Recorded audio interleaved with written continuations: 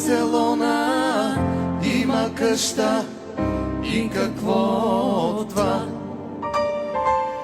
Само в Банкя той се чувства като у дома.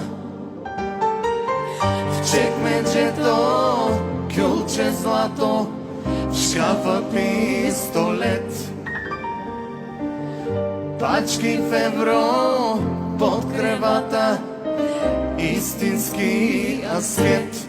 А кога ли ще дойде деня той оставка да подаде и в Банкя да се прибере уволнение? А кога ли ще дойде деня той оставка да подаде и в Банкя да се прибере уволнение?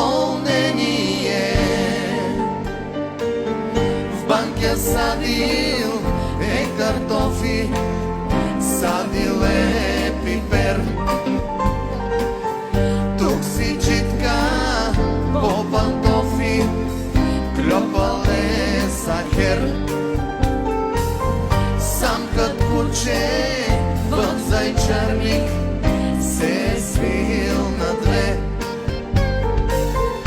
Нема лошо от бандиза, пак е по-добре.